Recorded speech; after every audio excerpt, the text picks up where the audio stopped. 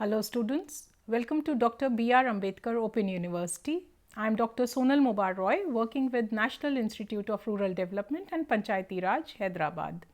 Today we are here to look at the course Social Issues, Policies and Development. We will be looking at Block 2, Understanding Social Policy, in which Unit 5 deals with national policies for women, children, aged and differently abled persons. This is a part of the course for Sociology UG second year, semester 3. In this course, we will be talking about these vulnerable sections and why social policies are important for their development. Let us begin this unit by thinking about a simple question. Why do certain groups in society require specific policies? Why don't general policies work for everyone? So here we are going to focus on these three categories of people, mainly the women, the children, the elderly and also including the differently abled people. When we are questioning the importance of social policies for these vulnerable categories, the answer lies in the fact that society is not structured equally. Some groups face disadvantages not because of individual failure, but because of how social institutions are organized.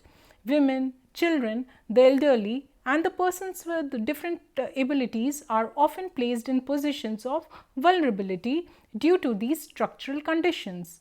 So, when we study policies for these groups, we are not just looking at welfare measures.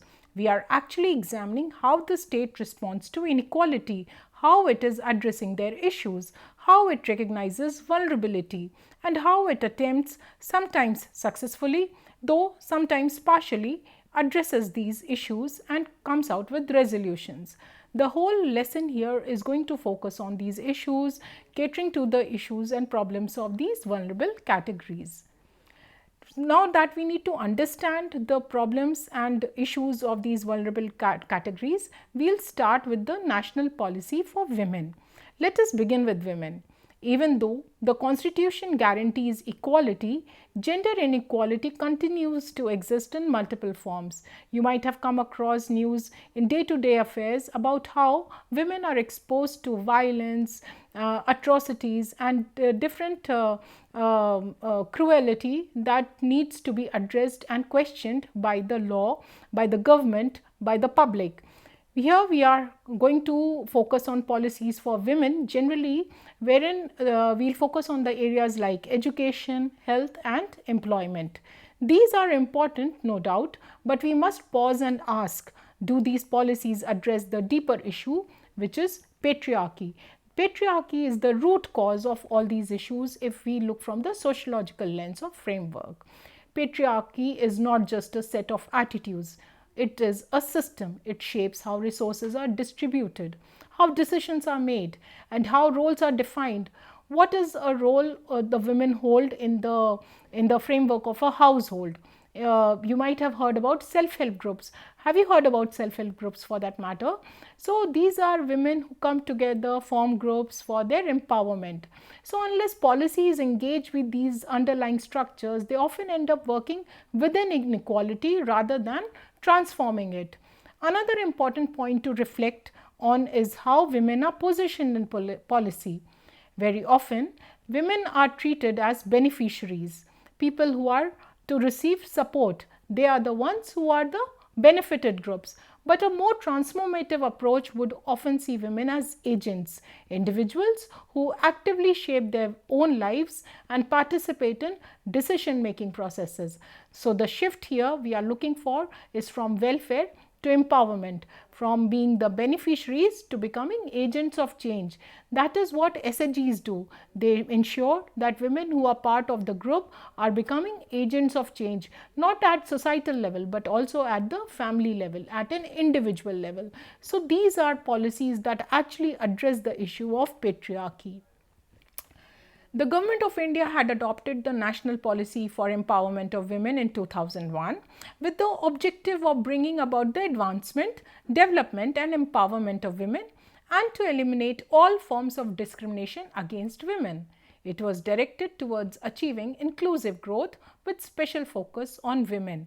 It has been about 25 to 26 years since the implementation of this policy, and it has actually made a dent on this issue.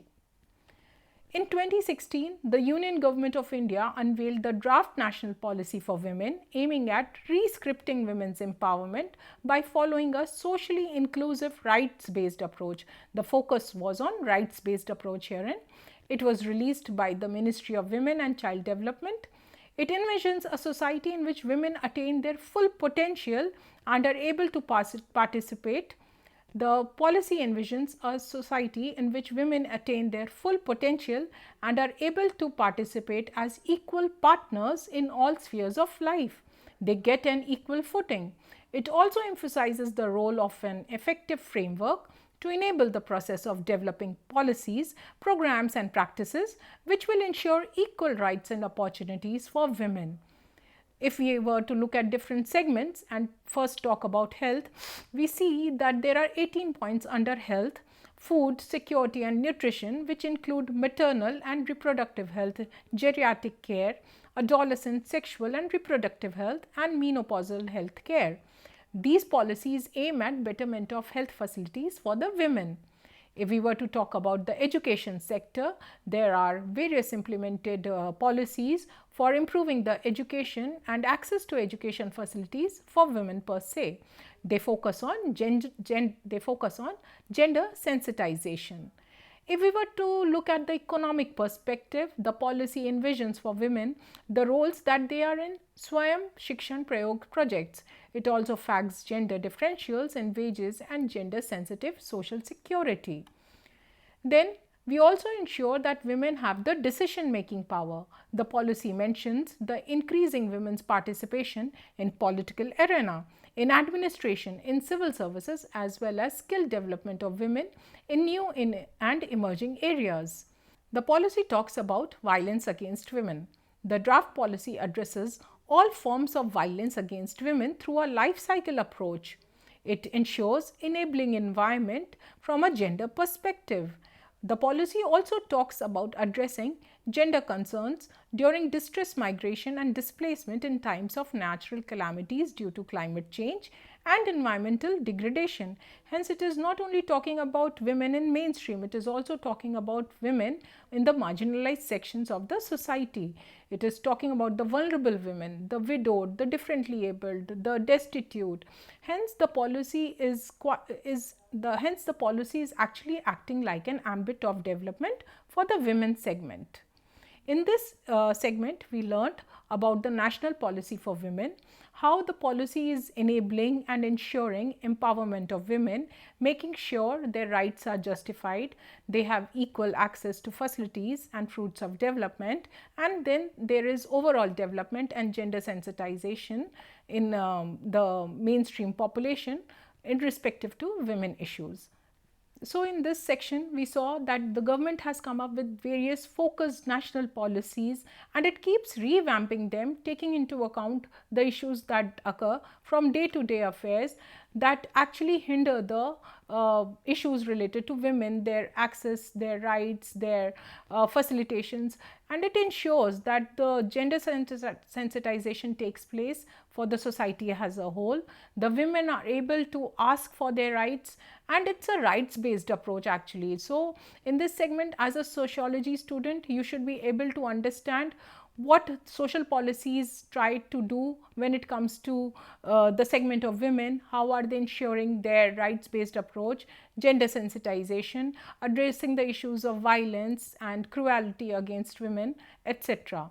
So, hope you learnt all these things in this segment. Thank you so much.